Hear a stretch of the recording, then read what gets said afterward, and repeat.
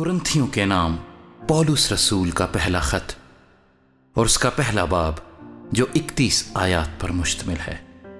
पौलुस की तरफ से जो खुदा की मर्जी से यीशु मसीह का रसूल होने के लिए बुलाया गया, और भाई सोस्थीनस की तरफ से खुदा की उस कलीसिया के नाम जो कुरिन्थुस में है, यानी उनके नाम जो मसीह यीशु में पाक किए गए और मुकद्दस लोग होने के लिए बुलाए गए हैं, और उन सब के नाम भी जो हर जगह हमारे और अपने खुदावंद यीशु मसीह का नाम लेते हैं।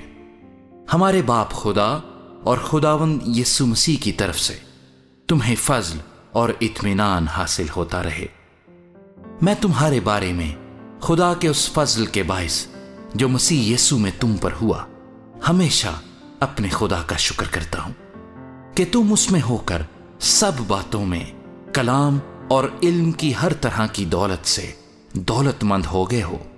चुनाचे मसीह की गवाही तुम में कायम हुई, यहां तक कि तुम किसी नेमत में कम नहीं, और हमारे खुदावंद यीशु मसीह के ज़हूर के मुंतज़िर हो, जो तुमको आखिर तक कायम भी रखेगा, ताकि तुम हमारे खुदावंद यीशु मसीह के दिन बेइल्जाम ठहरो।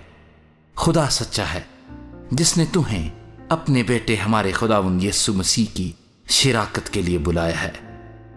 अब ए भाइयों, यीशु मसीह जो हमारा खुदावंद है, उसके नाम के वसीले से मैं तुमसे इल्तमास करता हूं कि सब एक ही बात कहो और तुम में तफरके ना हो, बल्कि बाहम यक दिल और यक राय होकर कामिल बने रहो। क्योंकि ए भाइयों, तुम्हारी निस्बत मुझे खलवे के घर वालों से मालूम हुआ कि तुम में झगड़े हो रहे हैं। मेरा यह मतलब है कि तुम में से कोई तो अपने आप को पौलुस का कहता है, कोई अपुल्लोस का, कोई कैफा का, कोई मसीह का। क्या मसीह बट गया? क्या पौलुस तुम्हारी खातिर मसलूब हुआ, या तुमने पौलुस के नाम पर बपतिस्मा लिया? खुदा का शुक्र करता हूं कि क्रिस्पुस और गेयुस के सिवा मैंने तुम में से किसी को बपतिस्मा नहीं दिया, ताकि कोई ये ना कहे कि तुमने मेरे नाम पर बपतिस्मा लिया। हाँ, स्तिफनास के खानदान को भी मैंने बपतिस्मा दिया, बाकी नहीं जानता कि मैंने किसी और को बपतिस्मा दिया हो, क्योंकि मसीह ने मुझे बपतिस्मा देने को नहीं भेजा, बल्कि खुशखबरी सुनाने को, और वो भी कलाम की हिकमत से नहीं, ताकि मसीह की सलीब बेतासीर ना हो। क्योंकि सलीब का पैगाम हलाक होने वालों के नजदीक तो बेवकूफी है, मगर हम नजात पाने वालों के नजदीक खुदा की कुदरत है। क्योंकि लिखा है कि मैं हकीमों की हिकमत को नेस्त और अक्लमंदों की अक्ल को रद्द करूंगा। कहां का हकीम, कहां का फकीह, कहां का इस जहान का बहस करने वाला? क्या खुदा ने दुनिया की हिकमत को बेवकूफी नहीं ठहराया? इसलिए कि जब खुदा की हिकमत के मुताबिक दुनिया ने अपनी हिकमत से खुदा को ना जाना, तो खुदा को यह पसंद आया कि इस मनादी की बेवकूफी के वसीले से ईमान लाने वालों को निजात दे।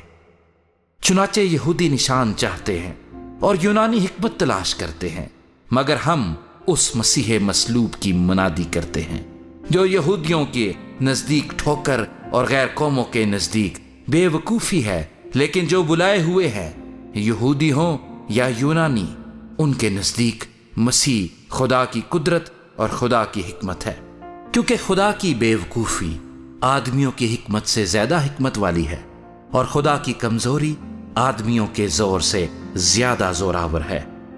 ए भाइयों, अपने बुलाए जाने पर तो निगाह करो कि जिस्म के लिहाज से बहुत से हकीम, बहुत से इख्तियार वाले, बहुत से अशराफ नहीं बुलाए गए, बल्कि खुदा ने दुनिया के बेवकूफों को चुन लिया कि हकीमों को शर्मिंदा करे, और खुदा ने दुनिया के कमजोरों को चुन लिया कि जोर आवरों को शर्मिंदा करे, और खुदा ने दुनिया के कमीनों और हकीरों को, बल्कि बेवजूदों को चुन लिया कि मौजूदों को नेस्त करे, ताकि कोई बशर खुदा के सामने फख्र ना करे। लेकिन तुम उसकी तरफ से मसीह यीशु में हो, जो हमारे लिए खुदा की तरफ से हिकमत ठहरा, यानी रास्तबाजी और पाकीज़गी और मखलसी, ताकि जैसा लिखा है वैसा ही हो कि जो फख्र करे वो खुदावंद पर फख्र करे।